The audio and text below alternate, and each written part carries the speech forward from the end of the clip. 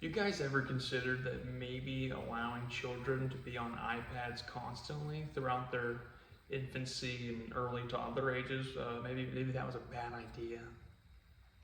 Maybe that's not a good idea to allow the most developmental years of a child's life to be spent scrolling on YouTube Shorts and playing Roblox games like Steal a Brain Rot or grow a garden and steal another brain rot from another person's garden. You know, maybe that wasn't a good idea.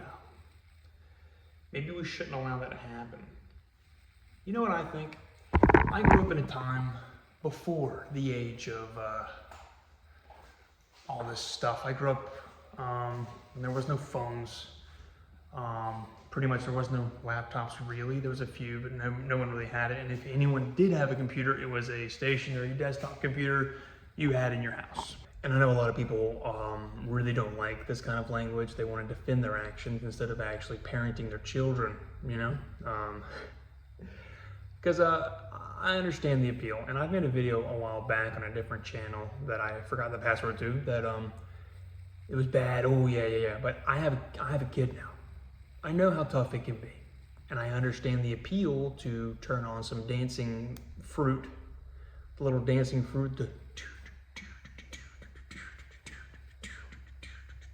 I understand the appeal to put that on, like forever, so you can just still do what you want to do, but that's just part of being a parent, you know? And it's fine, you know, you can put that on for your kid, but you can't wonder why they're retarded later in life. Sorry for the language, but it's just the case. It will inhibit their brain development growth. So maybe retarded is the right word for that. You have no one to blame but yourself. But like, maybe you don't have yourself to blame if you genuinely just didn't know. I know a lot of people, like my parents, millennials, they gave me full access to the internet because I had my own laptop by the age of like 12 or 13. I was the only person in my neighborhood that I knew of that had a laptop, but I wanted one. I had unrestricted access to the internet, which is not a good idea, by the way, because I was looking up some weird stuff. I do not want to, I don't even want to see 14-year-old me search history. I don't want to know. It's not important, but like, and I don't blame my parents for that, because they didn't know. They didn't grow up with that kind of stuff. They didn't realize the potential risks and the risks that they knew of. They thought it was covered because they just genuinely just didn't know. There wasn't enough information, but now people my generation are coming out, Gen Z are coming out and actually taking care of things. And a lot of the people you see doing the whole iPad kid stuff, they're millennials too.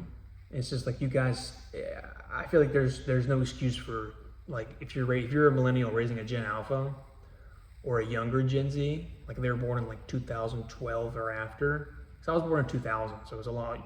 So Gen Z covers a pretty big span. Not as big as Gen X though. Gen X, I think they had like the largest span.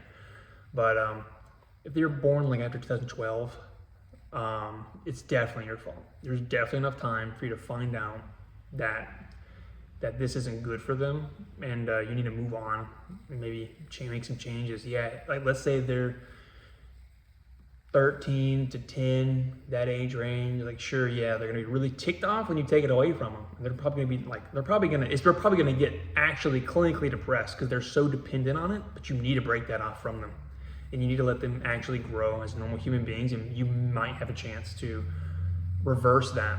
But you don't have a lot of time to actually try that, you know? You need to get to work and actually fix it. So there is time, but you need to accept some self-blame here, okay? It is your fault. It's just the case. It's totally your fault. You know, I'm gonna take some self-responsibility here too, just like, you know, so you're not the only ones, so you don't feel attacked or anything, but I pretty much had no other choice but to go to the military. The only option I had for any type of scholarship was theater, because I just wasn't that good at school, you know? I could have pushed harder for some ADHD medication, but I knew I probably had ADHD and it probably would help me. My parents didn't believe in that kind of stuff, but I probably could have pushed harder and got it done. So I do blame myself, and I was a minor at that point, and I still blame myself for that. It's called self-responsibility. The only way you can make changes in your life is when you take these things and internalize them and say, it's your fault. That's a key difference, by the way. If you want to ever get better in life or do better things in life, if you take personalized responsibility for something, it helps immensely for self-growth and self-improvement. Like even for things that aren't really your fault, if you can say, it's my fault, you'll find a way to fix it and actually believe it and have the initiative to fix what's your fault. So it's not too late. You can save your kids. Or it is. I'm not a doctor, so I don't know if they're actually royally effed up. I'm not gonna lie. So the onus is on you. You make that decision. So you guys have a great day.